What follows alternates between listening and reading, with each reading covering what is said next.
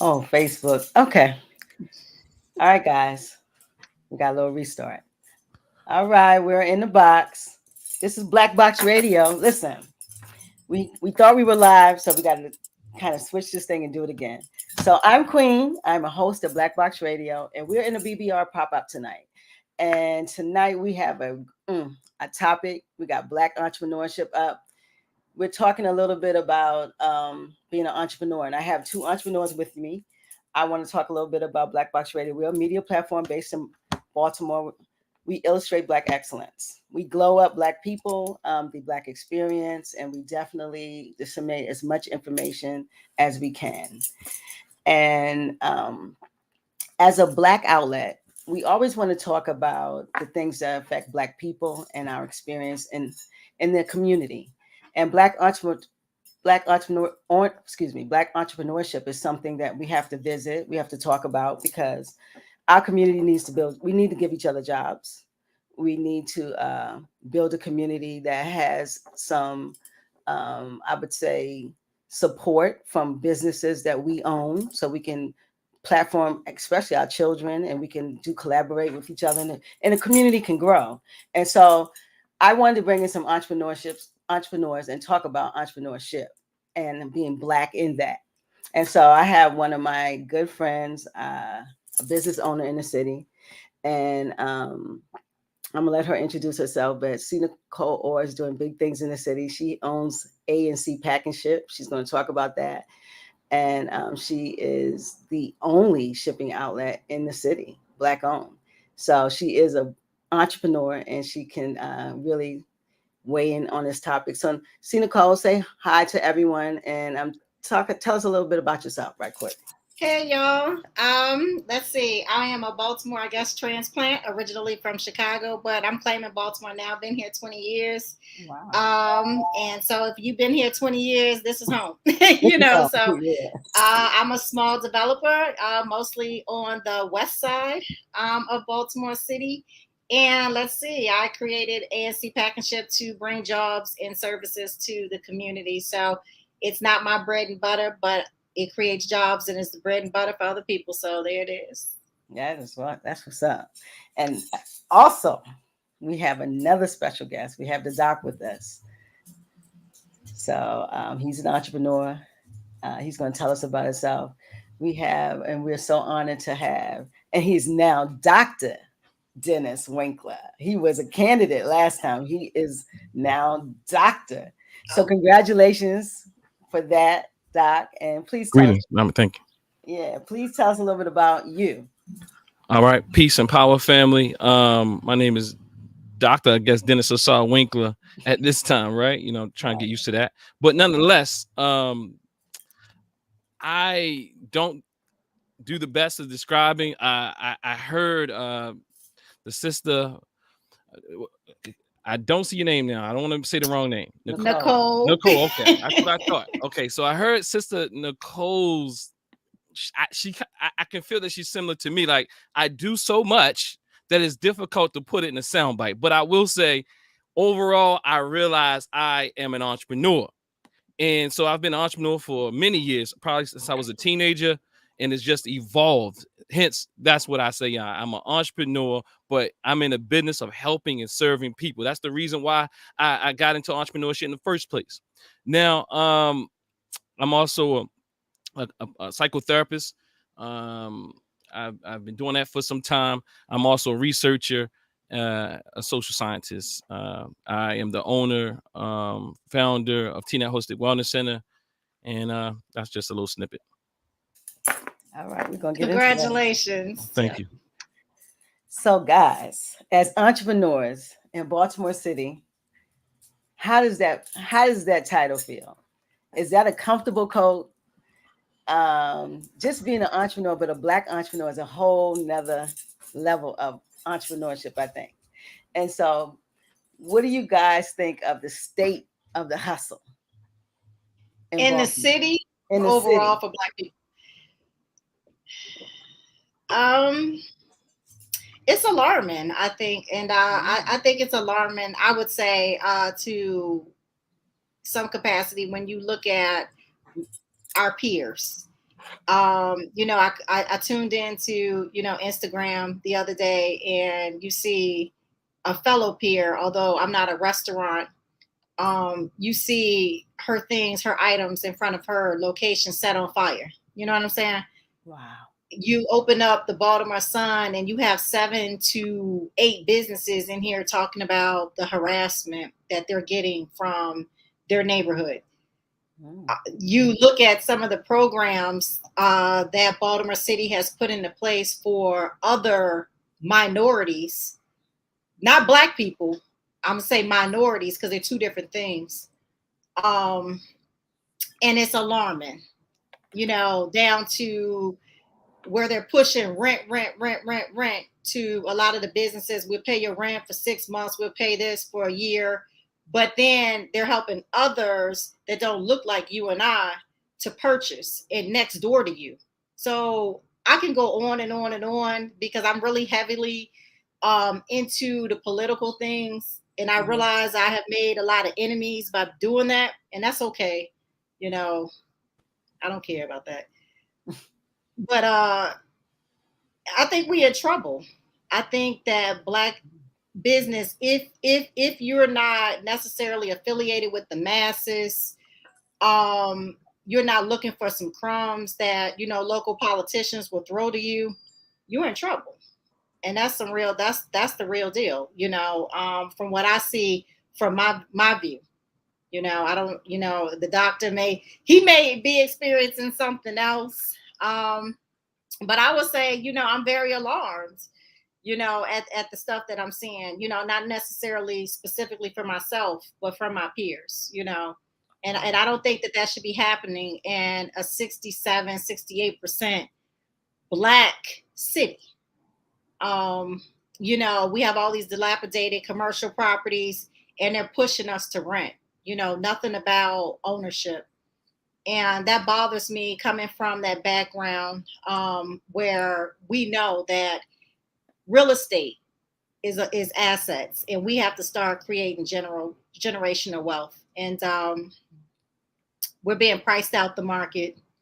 You know, Baltimore City is definitely the tale of two cities. I don't care what nobody say. You drive down, you know, Pratt Street from one end to the next, and it's like, woo, you know, like that's telling. You know, it's telling, and I'm very alarmed, and I think, and hopefully the mayor creates some type of outreach beyond what he has in place now, because they're not really reaching the ones that's got to be reached. So, wow, yeah, that's a lot to unpack. Dr. Dennis, what do you think? State of the hustle in the city. I guess the question was kind of general, so I'm going to say that for me, again, I think I'm an optimist, but I'm not under any illusion that systemic racism exists, right? And I agree that, you know, you can ride down one end of Pratt Street, or you could just ride down York Road and turn right or turn left, right? You ride down York Road, you might see you make a right, you might be into mansions. You make a left, you might see the ghetto, or what people call the ghetto. You know, I'm a little complex, so I don't want to get into all that. But nonetheless, you know, people can make you feel like you're in a ghetto or project or even poor. You know, I think honestly, from my perspective, I think we as a people, or people in general, need to look at business in a different manner and look at it from a more collective standpoint. But that is a difficult piece that I come to find out. I've tried to do collective businesses, tried to do them individual. I've done all types of things, but what I realized is how high I rise in business. I'll keep rising, but what I realize, I'll be the only looking like me in the room, and that is alarming.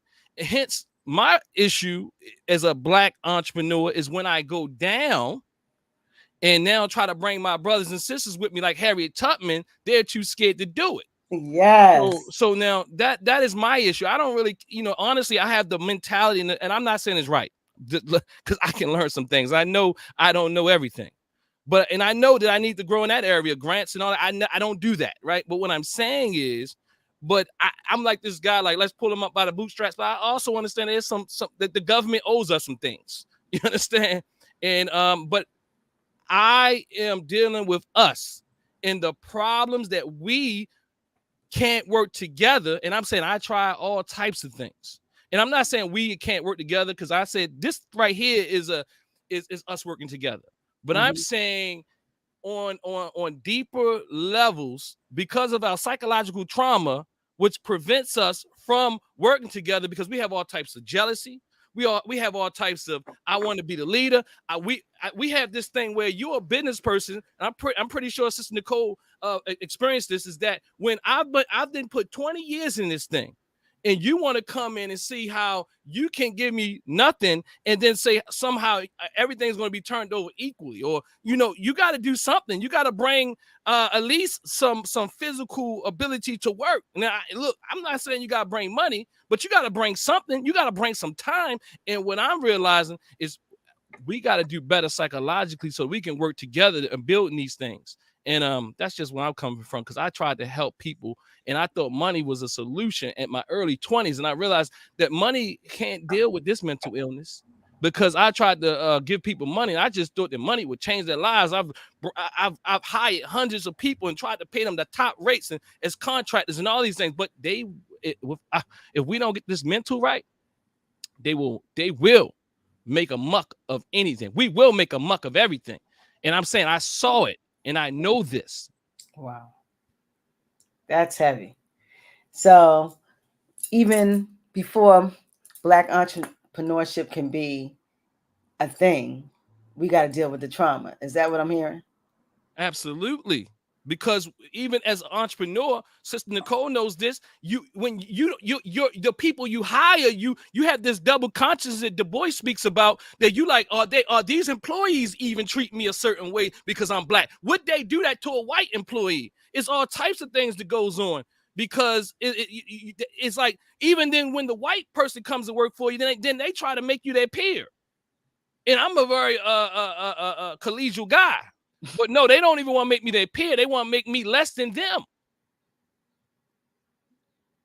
And when I say peer, even, I'm collegial, but okay, we do have eldership, and I dealt some time and actually been a young entrepreneur. What I realized as from a young man, even to this day, because some people still consider you in your 30s and 40s, you're still young.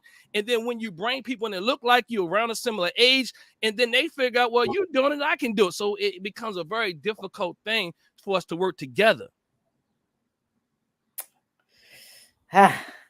So Black entrepreneur, this is what he's hitting it, because the mental is all we need to think about. What I'm hearing, not even the hustle, because the hustle ain't nothing to the mental's good. No, they can hustle you out of some money, hustle you and scam you, hustle you and try to threaten you, hustle you and try to take your money, hustle and damage your business. A lot of that happens. Hustle you and try to get you that they come in something you done built for 10 years, and then what happens is 3 weeks they try to learn it and try to duplicate it, fall on their butts, and they come back to you and ask you for all types of advice. I still give them advice, but I also give them advice to say, look, you might want to go through the apprenticeship a little bit longer. No, people, we actually come into our businesses to get something, and in 3 weeks turn around and be successful ourselves. Wow. It don't work like that. And it don't work like that. You got to build. Business has to be built. So you're saying we should have more a collaborative effort. So when it comes to collaboration, when it comes to business, will we grow better that way? Nicole, what do you think about that when being a Black entrepreneur? It's a beautiful thing in theory. I think it was a different type of Black person back in Wall Street, Black Wall Street. It was a different type of, we were more in tune with ourselves. A lot of people now, they want to have this, create this new Black Wall Street, but a lot of them be a lot of the same things that brother just spoke about. And in theory, it sounds good, but pride gets in the way. And when pride and things get in the way, and we so easily bought and sold, for crumbs. We're not as strong as we were, So in theory, it sounds good. And I think in a small collective, we can accomplish it. But there's going to always be, for whatever reason, some type of Judas. And Jesus was the only one that could pick his Judas, So, wow. And it's sad that that's where we are as a race, but we have to unlearn a lot of things, and we have to get back to the basics. But we're nowhere near as strong as we were, when Black Wall Street was around. So on a large scale, with these people today, I say no. Wow. I don't see it happening. I don't. No collaboration. I would love for it to happen. I try to be, optimistic about it. Mm-hmm. But you see what you see. Wow. So man, Black entrepreneurship. So, all right, let's go here. We all love being entrepreneurs. What made you guys become entrepreneurs? What was it? Let's. Why are you entrepreneurs? And then we'll dig back into Baltimore. Let's take it back out. I'm gonna let the doctor take it because I took the last question. All right, Doc. Why did you become an entrepreneur so young? What was it about entrepreneurship? So as I said, mostly I became an entrepreneur. Well, okay, you said so young. One, I grew up in Baltimore. Mm-hmm. People got to sell drugs. I knew I couldn't sell drugs. You know what I'm saying? I know that was out of question. I couldn't sell drugs in my house, So, I still wanted to have some money. I mean, not my parents took care of me, but I really wanted to make my own money. I wanted to make my own money as a child, but as I evolved as an entrepreneur, I wanted to help other people. I got tired of oppressed conditions, but at some point, I hate to sound so dark, but at some point I realized as an entrepreneur that the things that you thought were oppressive when you were with companies. And when you started hiring people, you realize why they put these protocols and structures in place after people started trying you and started trying to rob you and started trying to do all these things. I can tell you stories that I can't remember. You probably say, why are you still in business? Because I love helping people. I love the freedom. Punching the clock is hard for me.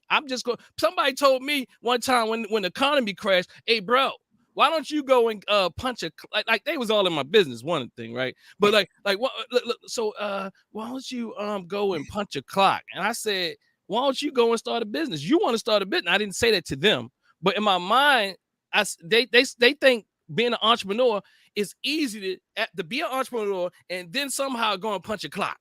That becomes like it's different. Like as hard as it is for somebody to start a business, it's for me to punch a clock.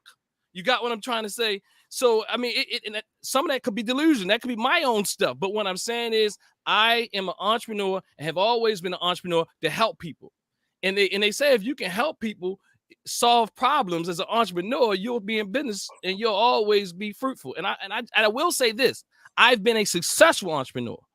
I will say this. I have plenty of businesses and they didn't go out of business because they shut down because they weren't fruitful and all these type of things. Besides, real estate was a little rocky, but you can always do real estate. But nonetheless, I evolved into different businesses. So I've been a successful entrepreneur and I'm very happy because it allows me the freedom. It allows me time.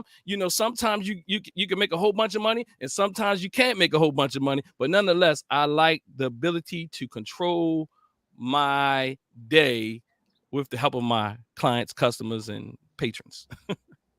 Okay. That's the mouthful. Nicole, why did you become an entrepreneur? What is it? Legacy. Being able to create, the flexibility, and you can't really hand down a job to your children. So to me, that's what was important. That was just something that, I was born, bred, and raised on. So that's pretty much what it's been, for me, is that you can work a job to invest to get to what you want. but build your own. So that's been my thing, is to definitely create those different pathways uh, of generational wealth for my children. So Hmm. that's what. But I do it to a social aspect, Okay. because we I don't do any market rate rents. Even when we sell homes, which I just created a brand new home ownership 3 weeks ago to a family in Baltimore. um you know Not even nowhere near the prices that are going now in certain areas. So that to me is being able to control the narrative, Mm-hmm. and to be able to, you can make money and still give back. And I think people confuse it. They think you can't do both, but you can do both, and it's all in application. So that's why I Hmm. became one. Hmm, that's amazing. Make money and give back. Yeah, just think if some more of us did that. Make money and give back. It would change a lot. So Baltimore, so being a entrepreneur in Baltimore City, that's a whole nother level. So with the city government and what we're going through chaotically with the school systems, the violence, is that something that would affect Black entrepreneurship? Are we excelling in this in Baltimore as a community? As a do we need to have like a like the Koreans have a association? Do we need that as Black people, as entrepreneurs and business owners? What do you guys think about something like that? It sounds good. Well, I that's not will. It sound it. Hey, you know what they do? They need a central location where information is located. And that's in regards to how to run a business. I think that COVID exposed a lot of us when it comes down to taxes. How many of us is really filing our taxes? I mean, I do. Come on, that IRS. You know what I'm saying? I do. But I'm just saying that many of us, our books weren't together. Mm-hmm. You know what I'm saying, to be able to apply for certain grants, certain loans or whatever. So and just the formalities, business plans, insurance. So it will be good to be able to have a central location for Black businesses. They claim to have the Black Chamber. They also have the Baltimore Chamber of Commerce. And so I get it that there are some associations that are out there, but sometimes, there needs to be to another magnitude. So I do think, that they should have one central location, but then it kind of goes back to what the doctor was saying, where it becomes a power struggle. You have a lot of times where everyone wants to be the leader. I'm cool with being a follower, because guess what? I'd be willing to put the pressure on you. Like, give me my assignment sometimes, because my life is hectic. You know what I mean? Like, I don't mind being a follower. To you know what I'm saying? Give me my assignment. You want me to bring this, then that's what I'm gonna bring, and I'm gonna bring it with cheer. And I'm cool with that. You know what I mean? But some people, they pride, well, I'm a boss. Hey, I don't mind being, for the day, because we're working towards a mission, and everybody can't be bosses in an organization. Some of us gonna have to fall back and be the worker bees, and I think it goes back to this whole pride thing. So can we accomplish it? Do we need it? Yeah, we do need it, because we're getting slammed with the MBEs in Baltimore City. you know we look at the goals, of what the fact that a lot of the contracts that the city is paying millions and millions of dollars that leave Baltimore City, that goes to the county and to other states, while our Black men and our Black women are not employed in the city. That's a problem.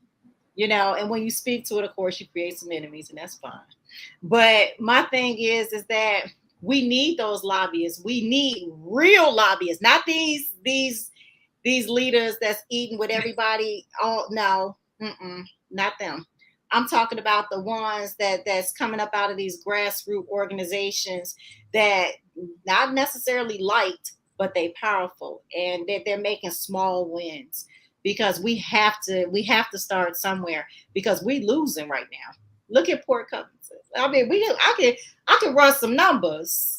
We losing on a lot of these contracts, and it's sad. And it goes back to that whole minority thing, because people confuse it. People automatically think that Black is the only minority, or minority, Black, Latino, but we're also competing against white women. Okay. And white women in the state of Maryland is doing better than Black people. Look at the numbers. That's some sad stuff. That's who running the contracts for minority participation. It ain't Black people. It's women, white women, man.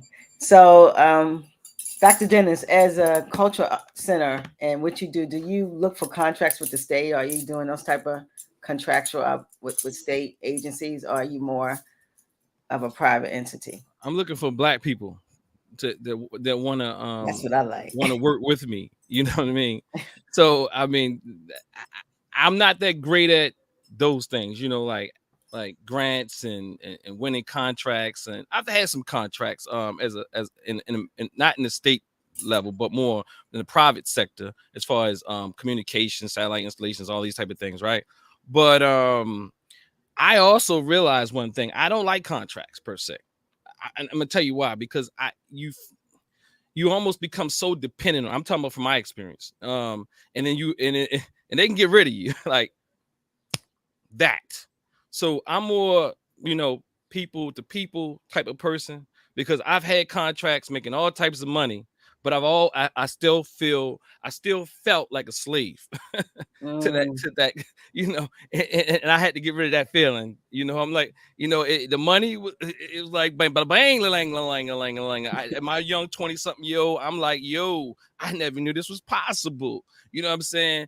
I'm talking about just installing satellite systems, like I never knew it was possible, but what I'm saying is I don't like the feeling of you can cut my contract and you can't, like, can I buy something? I don't know, can I get a big house with the pool that my clinicians and my technicians were saying I had, and all this type of rumors and stuff, because that's the other part of it, right? They make up stories, but nonetheless, what I'm saying is I'm not that great with the contracts, but I will say is I'm looking for people who really want to build stuff from the ground up. And I mean, to me, it ain't really about the money. It's about the freedom. It's about the community. And what I mean is, I don't care if we all making together $100,000, but we can take care of each other. We can live free. We can eat good food. We can do all these type of things. That's why I'm saying, at my standpoint is we got to reframe our mind, because if we're going to compete against Koreans and this one and that one, we always lose. That's, again, I think we have to deal with things on a political level in order to, balance out some of these things. But also, I think that those same people who are getting some of these things are still sick, and still, see, sometimes looks can be deceiving. And two, I also know another thing is that, dang, I lost it. Okay. As far as them working together, I think sometimes what creates our ill mentally is we are unfairly comparing ourselves against others who were immigrants here. We create, so to some degree, I don't care what immigrant group you compare Black Americans against, even other Black immigrant groups, they're going to look more successful, because these are the people who came and fought hard, and these are like me and Sister Nicole. If me, Sister Nicole, and all of us went to another country, they'll be looking at us and saying, damn, those Black Americans, they doing their thing. Because, see, certain people actually go through this immigration process, and they're not coming here to lose. So if you and I and others went somewhere else, we'll stand out. The color and all that doesn't really have to do anything. You compare us against Nigerian Americans, and you'll see what I'm talking about.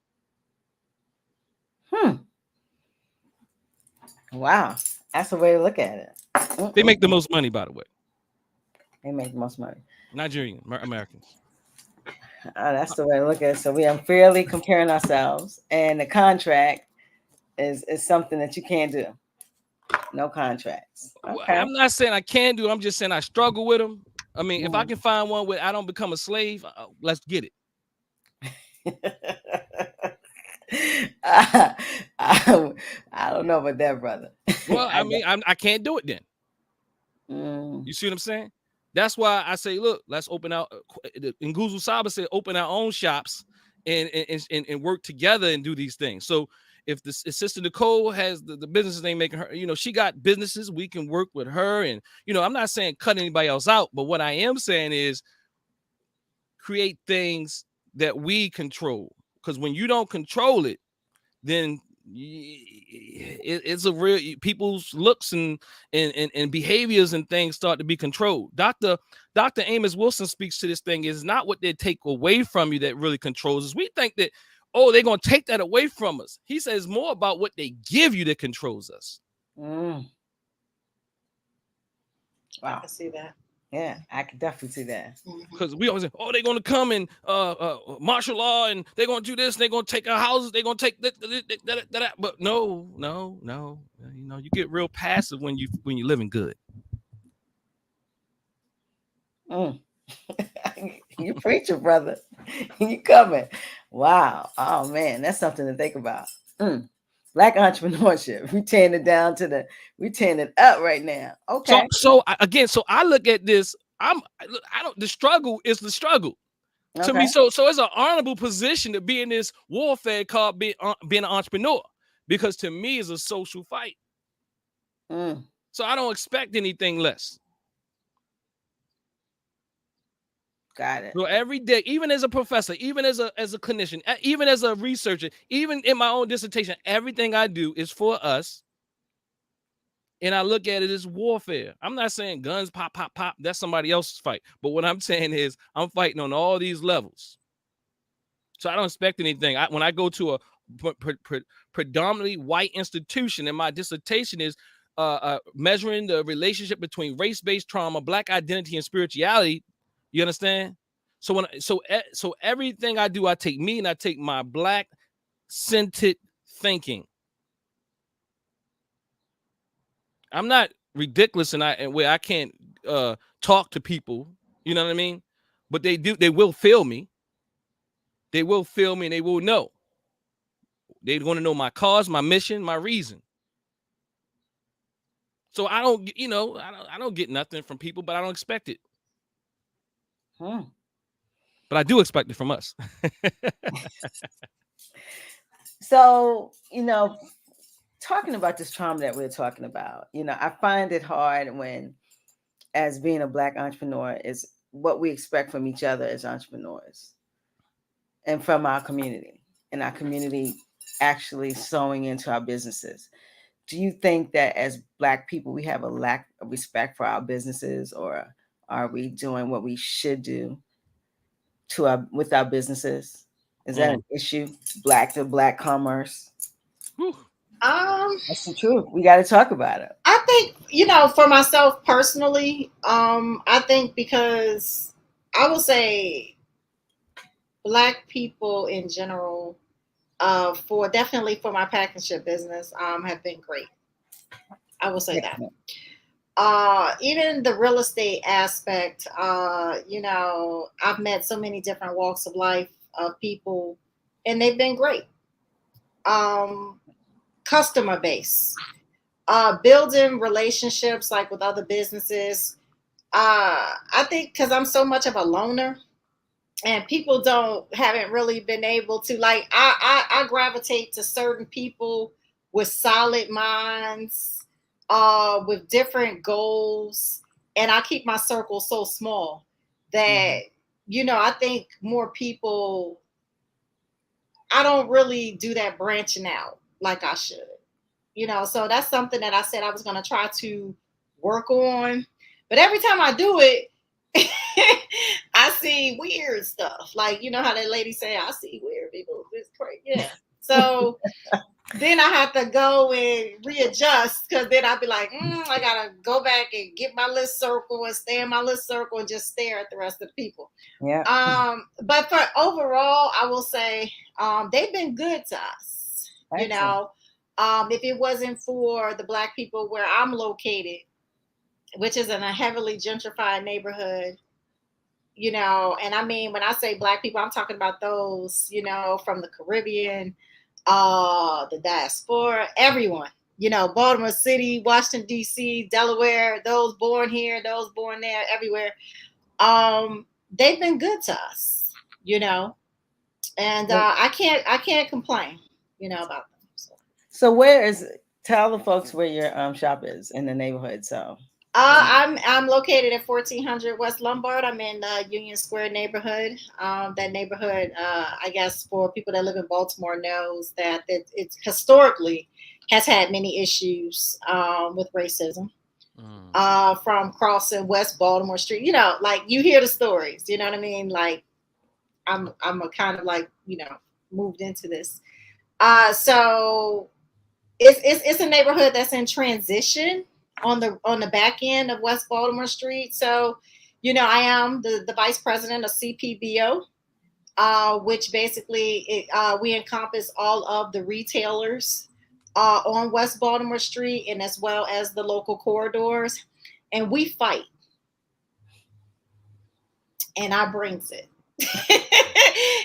So, and I realize I've created a lot of enemies. I got some of those, and that's fine. I don't care about them because Jesus happened to, and I ain't comparing myself to Jesus. I'm just saying that I'm no better than him. So that's how I look at it. Everybody's going. If you real, you ain't gonna have a lot of friends, and you gonna have a lot of enemies, and that's the truth. That's it for me. Wow, that's it for you. What do you think about that, Dr. Dennis? Yeah, I agree with Sister Nicole. Black people, now I'm gonna have a caveat. Black people have always supported me and us. Let me say that again. Black people, I'm saying from every business that I've had, and I'm saying other businesses working with me. Now I'm going to shed the light that Baltimore has a lot of Black businesses, more than probably. I'm talking about the city of Baltimore, not the metropolitan area. It's probably still number one in the amount of businesses. Now, when you look at the metropolitan area, a few cities might beat it, but I'm talking about the city itself, right? It's probably still number one in the most Black businesses. Okay, in those Black businesses, I have worked with Black businesses where we work together. I got to make that clear. And I will say there's a lot of powerful, like the restaurant community and a lot of Black people who pull together. And Black people do want to support Black businesses. You don't know how, I mean, Black people want to support Black businesses. That's a thing right now, right? But keep it going. That's called that state of consciousness. But what I will tell you is this, because you spoke about it earlier. And as a person in the cultural, the Pan-Africanist, the whatever you want to call it, conscious community, I'm very disappointed with this community. And I, to some degree, I understand why. Because one thing is, when your light shines, everybody stays away from you. I am saying I almost have to beg. I'm not begging. I have to give a real instant invitation before most people in leadership positions in this city who call themselves Pan-Africanists, nationalists, whatever you want to call them, come into this business here. You understand what I'm saying? And to some degree, I think there's protests. Because, and then again, I've been saying this for years because I used to have a show and network called Conscious Black Business Network. And it's not just me. I remember, like, because we want to be the ones who do it. So we say things like, we don't have anything. We have this very deficit-based approach to trying to win people to in our small little circles to kind of get them to push and drive whatever agenda we have. I'm not saying the agenda is bad, but what I'm saying is we have this deficit mentality when it comes to what we have, and I used to buy into it. I had 3 businesses. I was going to Baltimore City Community College. I was like, we don't own nothing. We don't own anything. And I'm in there. I'm a real estate investor. I got a truck rental business, and I got a direct TV and global system and this communications business going on. And I'm in there saying the same punchlines. We don't own anything. He said, "Don't you own 3 businesses?" I said, oh, but then I had to start thinking again. That's why I'm always key. No, we do own things. All you got to do is drive up Liberty Road. It ain't nothing but black businesses. All you got to do is ride up Park Heights. Nothing but black. There's some Koreans in there, but I'm suggesting that even we outnumber them. Now, you can go to some sides of towns where, in other parts of town where they might outnumber us, but I'm saying even all across Baltimore, there's black businesses popping up, especially in the midst of COVID. Now, there's some people, my brother Jared Ball and Geechee Yai and all them, that will say that we give too much we give too much attention to black business owners. I mean, I think that's a good conversation. I think they make some good points and things of that nature, because sometimes if you're going to use the same model, you will exploit the people the same way that, you know, the same way the system is doing it, you know, sure. White supremacy and racism. But nonetheless, the conscious community, the Black Senate community, I mean, the people here in Baltimore, I'm gonna say for sure, you know, it's kind of like the more you go up, the further they stay away from you. And wow. It's not a more it's like I'm thinking the more is we going up. And that's how I think when I see black businesses pop up. Oh my God. And I'm saying I support everybody. I'm saying I've been to everybody business that popped up and been one of their #1 customers. But what I'm suggesting, they don't return the favors, because when people see greatness, they become fearful. I understand that on a psychological level. And that's how I deal with it. Because other than that, I'll be hurt. And I'm not saying it don't hurt, because it hurts when you do something. But I'm going to say the regular run-of-the-mill, quote-unquote black person, as Dr. Amos Wilson said, I like the middle people in the middle, because the most extreme Pan-Africanists and the most extreme Afrocentrists and the most, I'm saying extreme, those who say, you know what, everything black to the black and black and black and the black and black, they don't support. I'm not calling names, but if the shoe fits, wear it. If you only been here one time, if you ain't been here no times, if you look, what I'm saying is, if I had to ask you and I continue to ask you, you know, what I'm suggesting is we have a serious psychosis going on. And Dr. Amos Wilson says that the most extreme of us will not support. And the ones when they do support, believe me, because we suffer from some serious trauma. We operate in these transactional relationships because narcissism is high in our community. Well, you put a word down there, Dr. Dennis, and you're saying the conscious community? Yes. Wow. Yes. Okay. And we love the struggle mentality. We love that we ain't got nothing. When you say we got something, that becomes offensive to people who push these poverty pimp messages. You understand what I'm trying to say? And I'm not saying, because I understand you can make millions of dollars as a black person, and you will realize how much that really isn't nothing. You'll realize how much that is in nothing, especially when you have whole family and communities you're trying to take care of. But the reality is, a lot of us in the conscious communities or the Pan-African communities in Baltimore, I'm not saying the babas and the mamas and the elders. I'm saying those out here with organizations who speak the loudest, who talk the toughest, who say do this and who say do that. They do not show up. I will show up to your thing because I have no confidence issue. I will continue to support. I will continue to show the love, but I'm not going to say it doesn't hurt, but I understand from a psychological level what I'm dealing with, so I'm able to empathize. Wow. And I don't know if any other group have to go through that, where they have to understand. Everybody.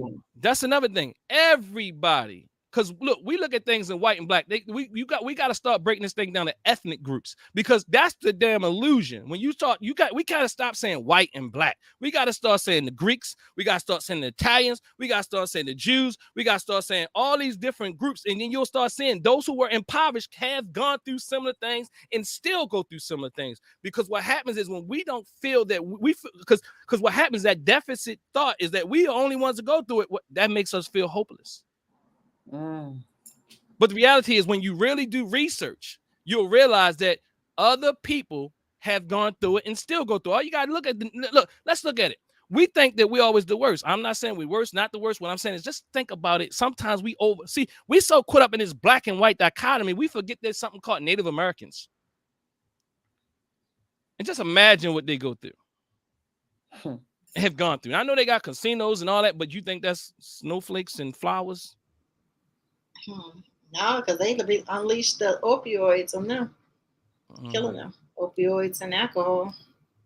No reservations.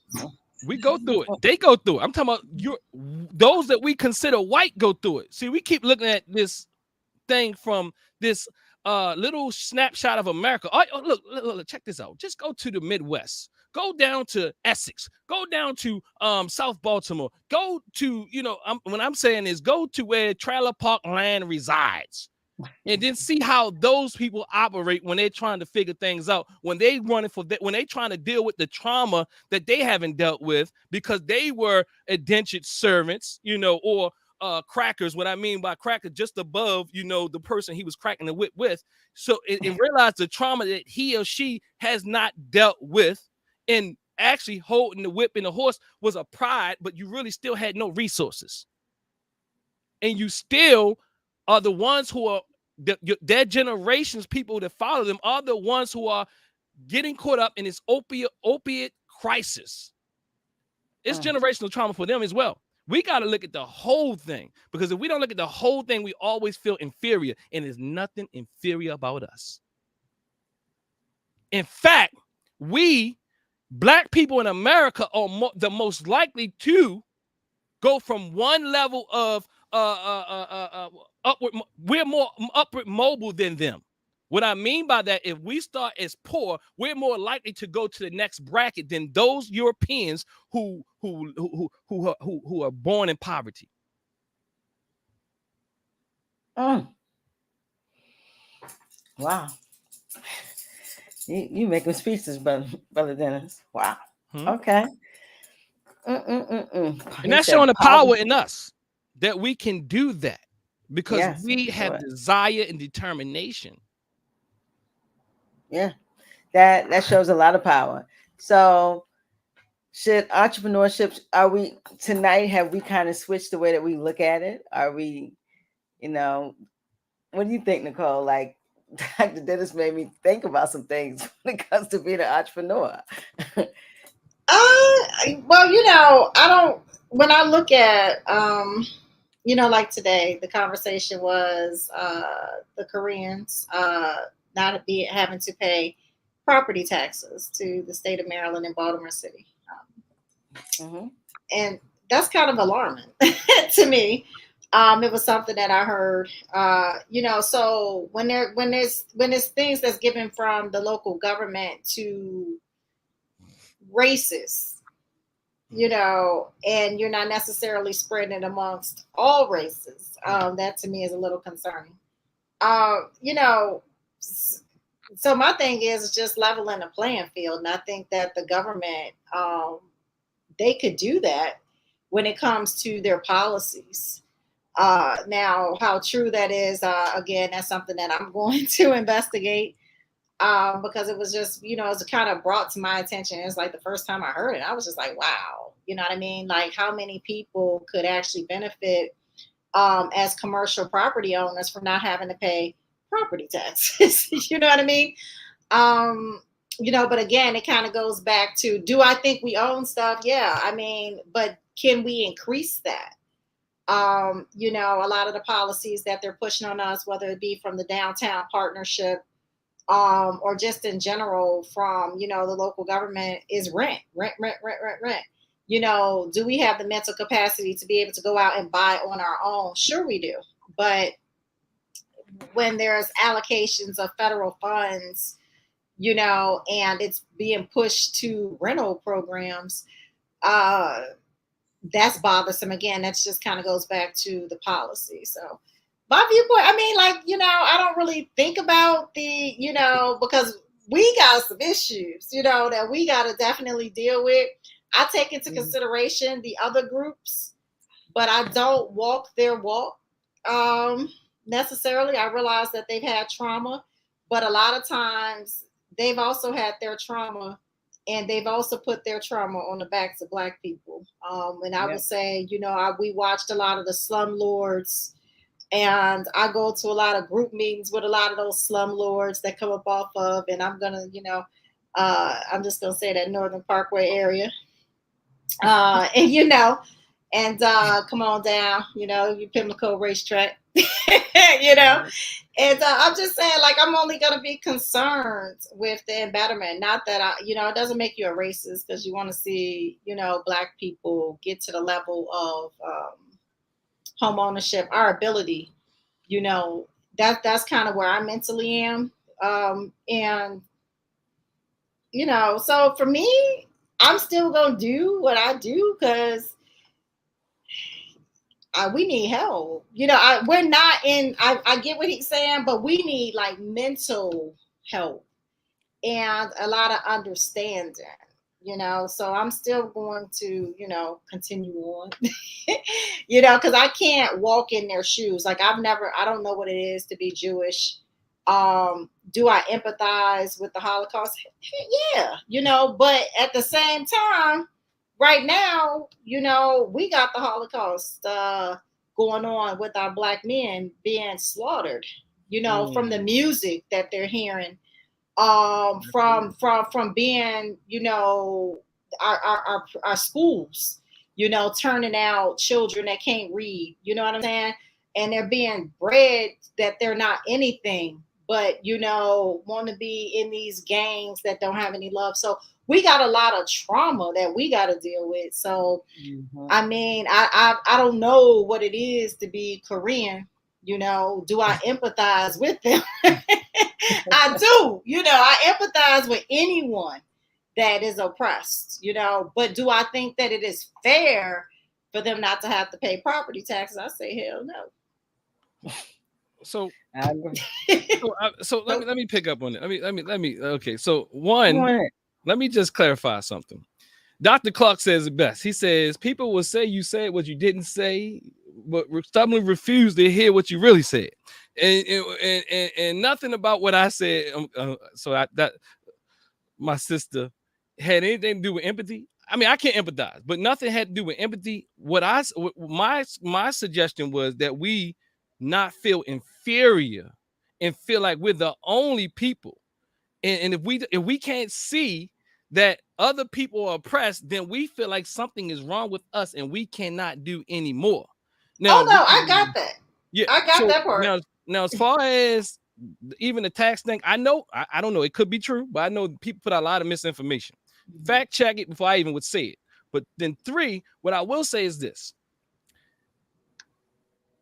Yes, I want us to win, right? But I also realize, and I'm not in any illusion, I know this is not a popular statement, but I understand that everybody's pawns being played against each other. Some people have a little bit more position, and that little bit more position that we think they have keep us at odds with each other, while the ones at the real top, the 1% of the 1%, is always winning.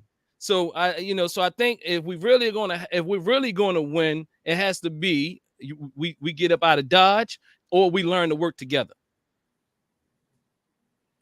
Yeah, I agree with that. I think that's the state of Black entrepreneurship needs to be more collaborative efforts between each other. But definitely we got to deal with some health. trauma. We got to because look, because even what I said, when we say certain things, we have to deal with the triggers of some of these things, you know. Yeah. And even some of this misinformation. I'm not saying what the person said, because you even said we had to fact check it. But what I am suggesting is we'll take anything and we'll continually see. One thing about trauma is it creates myths. It distorts the way that we see the world. And what happens is we become in a fight. We're stuck in fight and flight mode. Then everybody becomes an enemy. And I'm suggesting, and when I say when we have to work together, let me clarify what I'm saying. We as Black people have to work together, one, and two, we have to do it with other people if we're going to stay in this country. Now, if you want to get out of Dodge, you might want to go to Africa or somewhere where there's no other people, then maybe you can avoid that. But most people in this country here at different levels are oppressed, and the oppressed are fighting against one another so that those who are oppressing can stay in their position. Wow. That's a mouthful. So you're saying we got to work with other groups? Well, trauma don't allow you to work with people because you can't trust nobody. But the problem is it don't stop. When you traumatize, it don't look. It'd be nice if it stopped with Asian people and you just thought they were your enemy, and then you thought that it stopped with the Koreans and it stopped with the Mexicans and it stopped with these people. It don't stop there. It just trickles down into our own community. Until we deal with the trauma, it doesn't end. Everybody becomes your enemy. I'm not under any illusion that we're going to be able to deal with anybody outside of our group when we traumatize, because we can't deal with the people in our own group. So we have to deal with us. We have to heal so that we can see the world in a more clear manner. But the trauma that's going on has us believing everybody's the enemy, and we feel good at times saying we together, and then we realize we don't trust each other. So I'm saying it doesn't stop. It doesn't stop with the white man. If it stopped with the white man, okay. But it don't stop because it comes all the way down to our houses, our wives and our children. We don't even trust them. We don't trust our cousins. We don't trust look, I trust my family. That's why, look, people say don't work with your family. I work with my family. That's the reason why we got something. You know what I mean? And that's who I trust. I do trust my family. I trust my family because I realize that we haven't traumatized each other. So we trust each other. But we got to keep it real. Most of us I'm not going to say most, lots of us in our community have been traumatized by our very family members. Wow. And then we go out and start these own worlds by ourselves looking for people, and then we connect with other people who've been traumatized, and they traumatized, and we don't trust a damn person. And that's a lonely world. So keeping it real, I don't expect you to trust nobody that's white, because I know they trigger you just the name of white. The Asian just trigger you. All types of information just coming out minds and all this type of thing. But the reality is, look, let's deal with us. Because I understand that other stuff is triggering, but let's deal with, okay, all right, that's triggering. But so let's deal with us. Take all that other stuff off the plate when I say we got to work with other people. Look, let's start with us. I agree. Oh, man.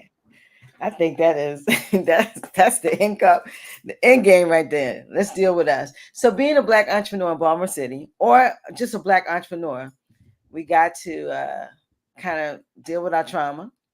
We got to be more collaborative. And we definitely got to, you said something, Dennis, how we look at things from a deficit. And, that hit when you said that, is, we compare everything as if we've been the only ones who've been hurt. But we just think we think our hurt has been more than everyone. You know what I mean? So we have the right to say that. Keeps you traumatized because you feel like a victim. That's what victims do. And victims stay victimized, and victims stay powerless because and that's what trauma does. It makes you feel powerless and like a victim. There's nothing wrong. That's a natural part of the process. But when you heal, you get to see that everything that you thought was an oppressor, or everything that you thought was your rapist, or everything that you thought was this, was not necessarily so. It just triggered something in you that give you visceral feelings, and hence you behaved in certain ways that were maladaptive, not adaptive, and hence you struggle. Wow. So we have to be real about these things. If we're not healed or healing, we're going to see the whole world. And I'm not saying we've been beat up, we've been raped, we've been castrated, we've been whipped, we've been oppressed, we have been enslaved like no other group. Okay? Let's get that clear.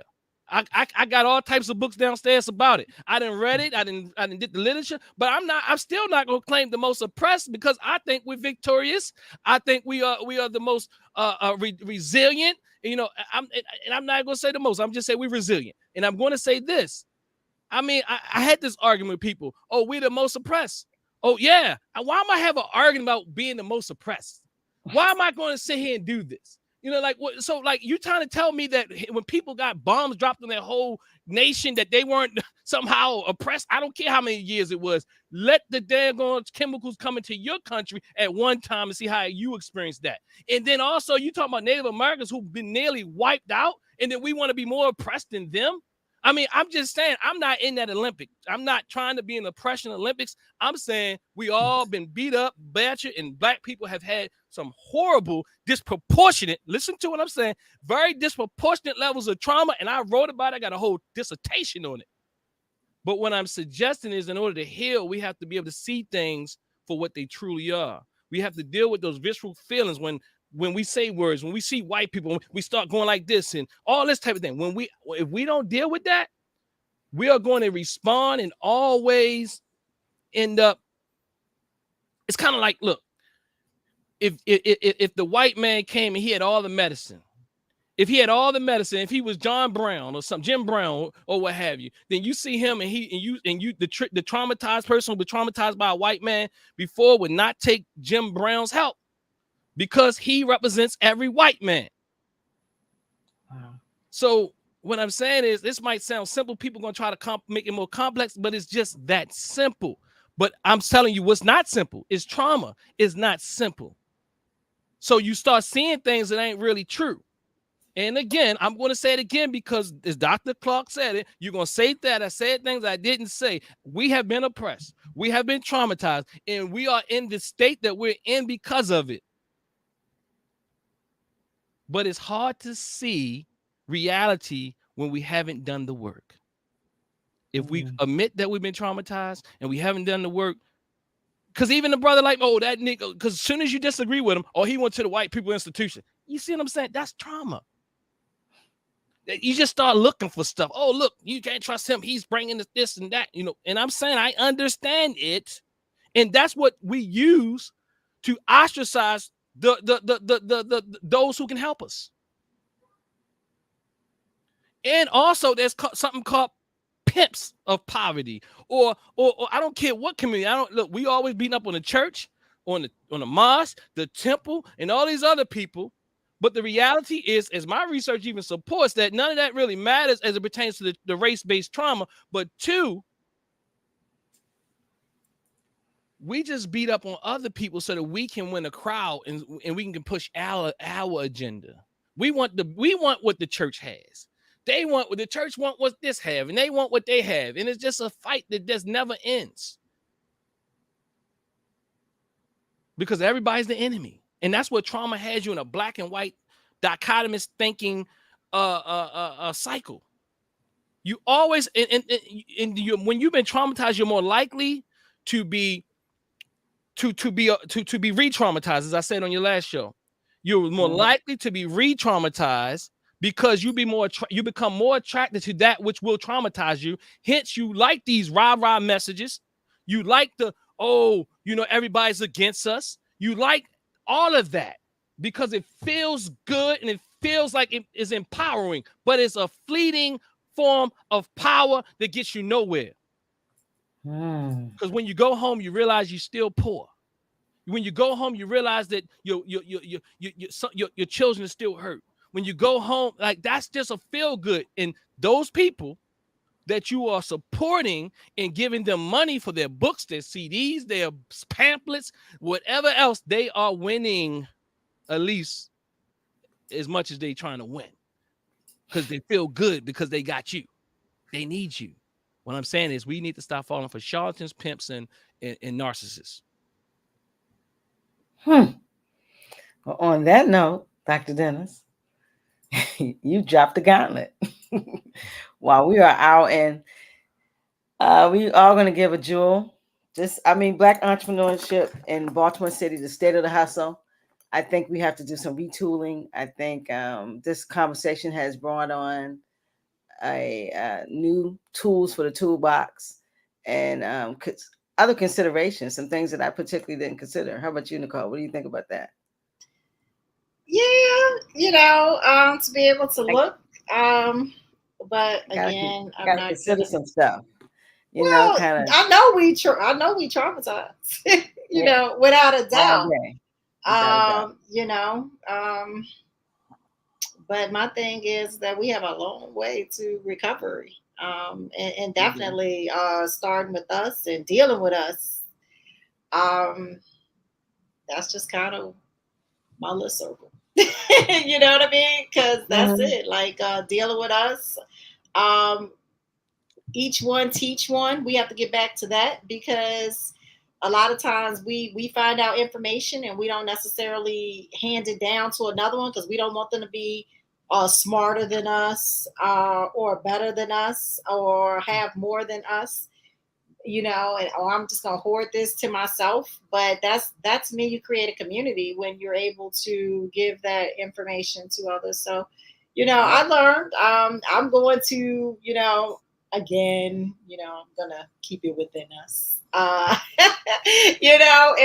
only because we need so much work. Like, I can't be over here trying to, like, help, because I don't know. Like, I gotta deal with each other.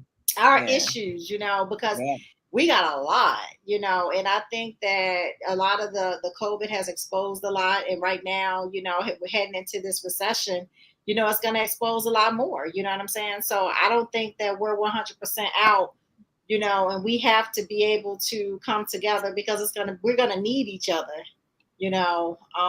We've always needed each other. I think that the pride and the narcissism that the doctor spoke to has created that division. So yeah, I learned, and I'm re-energized to focus on us. Stay up in there, But one thing that he pivotally said too is that we're going to have to work with other people. I do. I work with other people. I work with other people already, and again, being and see, I'm not in that conscious movement. I'm more of, I don't know any of them people. They go over my head. But I am into the politics, the things that, affect us as Black Americans as a whole.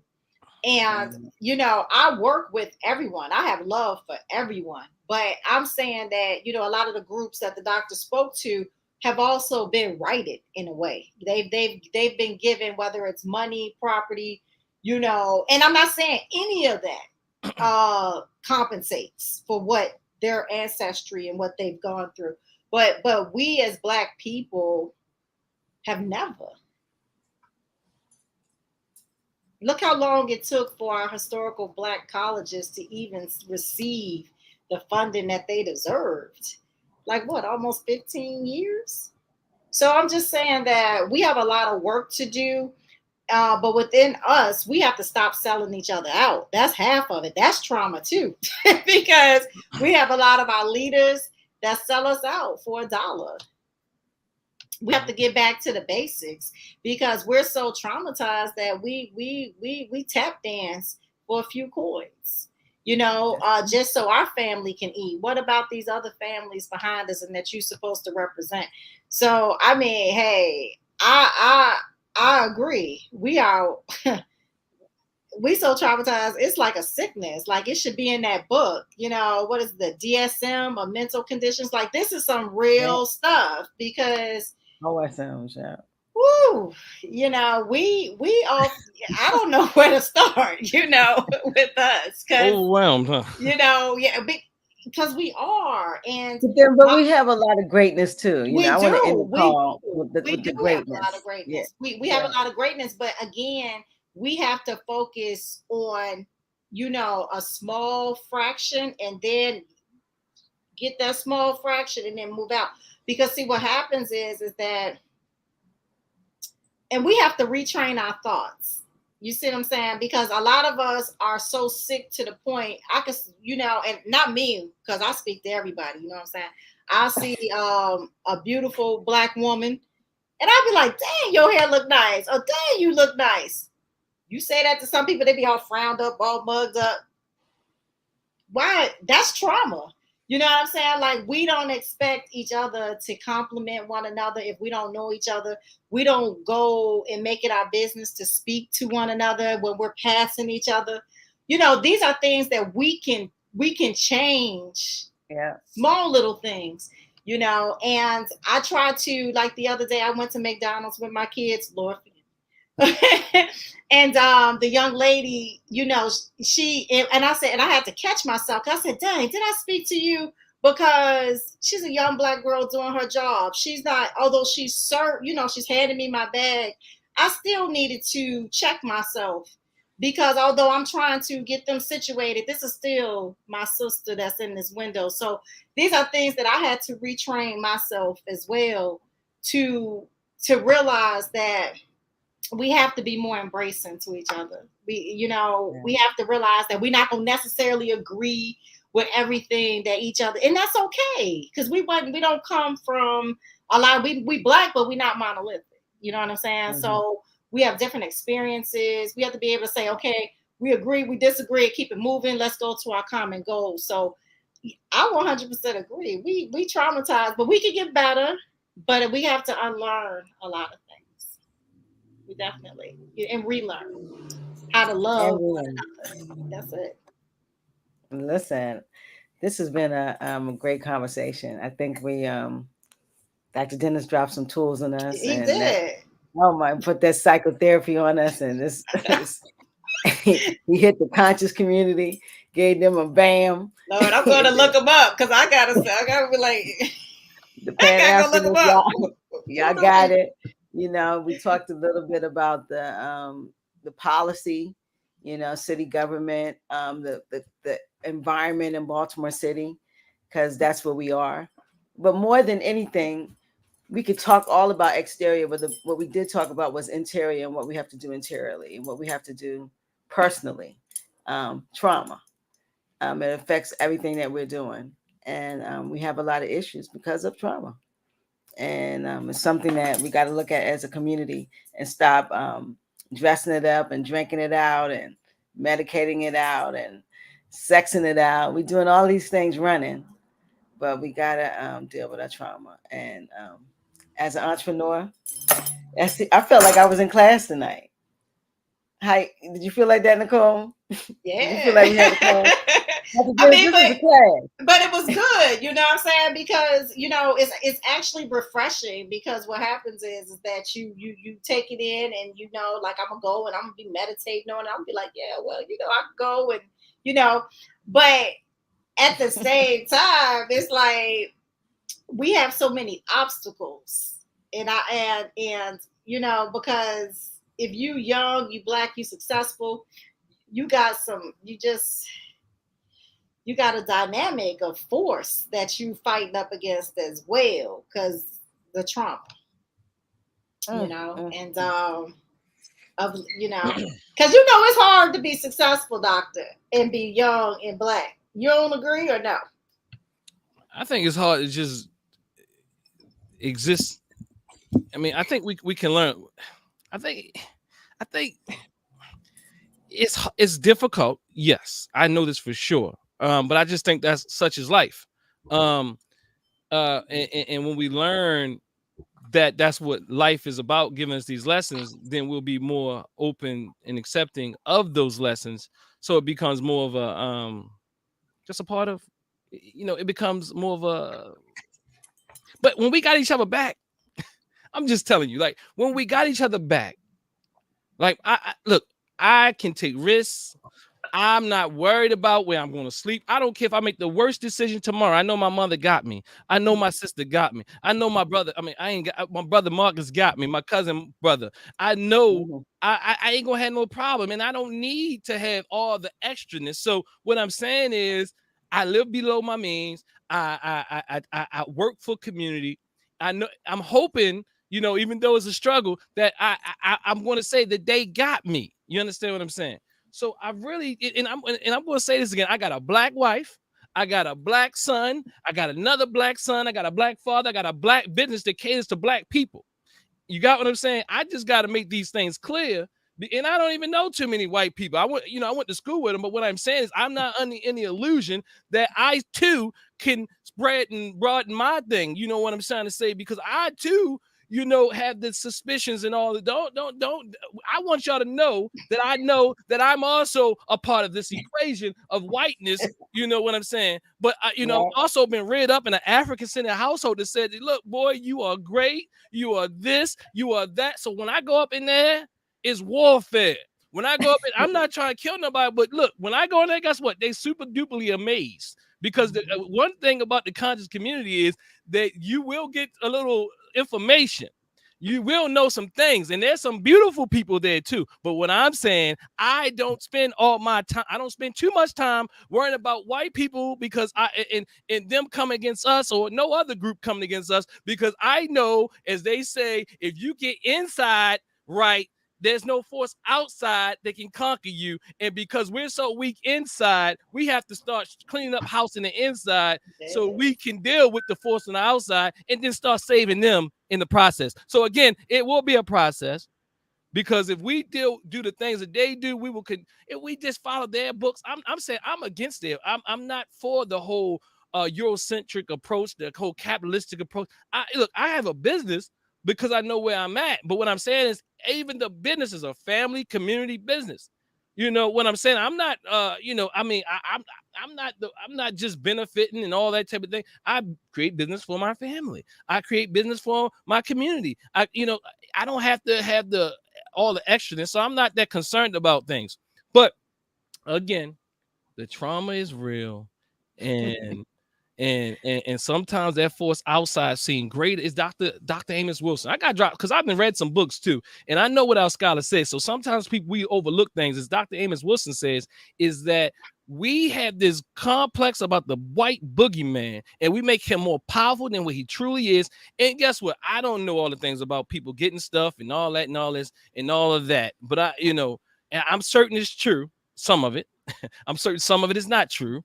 Because I once you start researching and really researching what people say, you start, not you, Sister Nicole, but I'm saying, because I heard you say earlier, I'm just going down the same line. I said I was gonna fact check it because I need to know.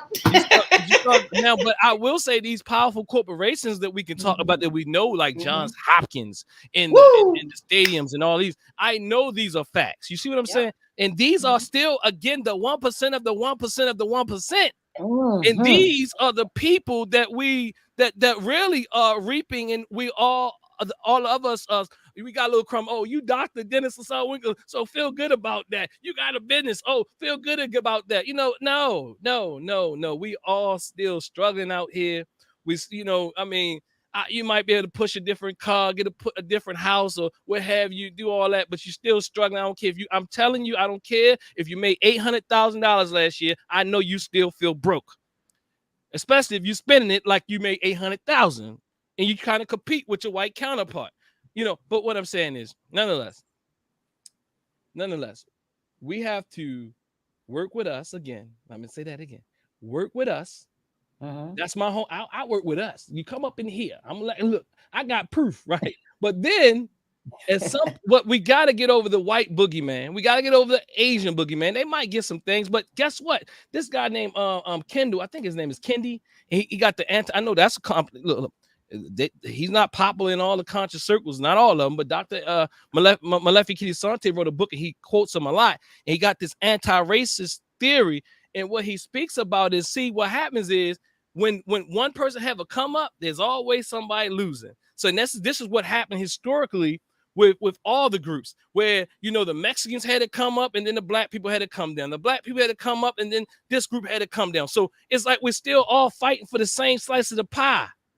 So when we had wins, I refuse to say that we haven't had wins, because black people in America have wrote the book on how to win in this country. They have wrote the book on civil rights. They have wrote the book on how to advocate, and they have wrote the book, and everybody else is mimicking it, including the white women that you talked about, including the LGBTQ. We have wrote the book, and we have had wins. Now the problem is that when we have a win, others have downfalls. When they have upcomings, we have down, because we all are fighting for the same piece of the pie. While we got a slice, all we fighting for the same slice, while everybody else, while the people in the 1% and 1% and 1% got this whole other piece of the pie. And I don't even think we got to slice the rest of us. We kind of got like a little, when you got one of them little, the sweet potato pie, you got to slice it in 3 and all that and get a little thin. That's what we probably got. All of us are fighting. And then the people, the powers to be,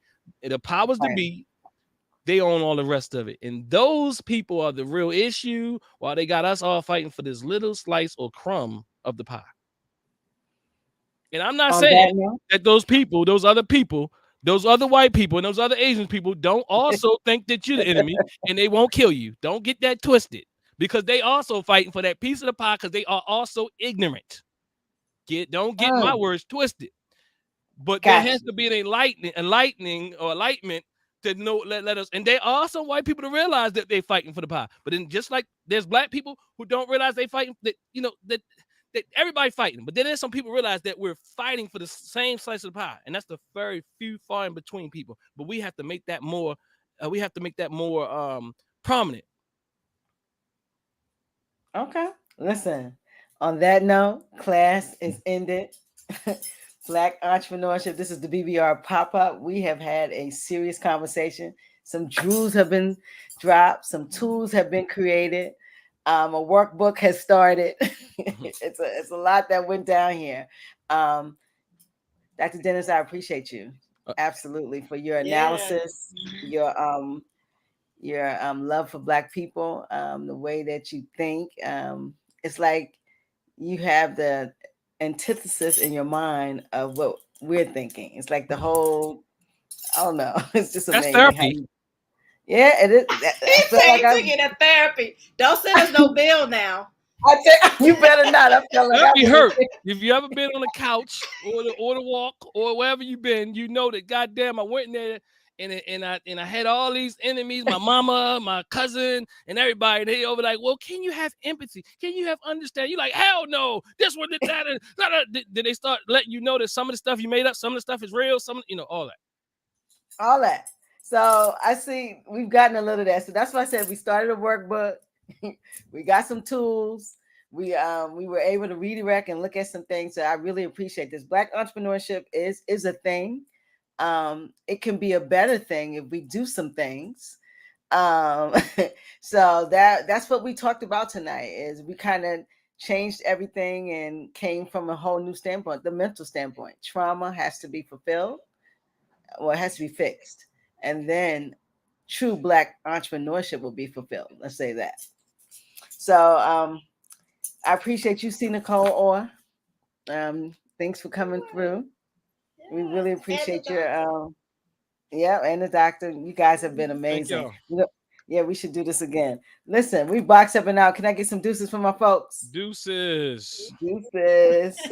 Peace out. We're gone, family. Don't go nowhere, y'all.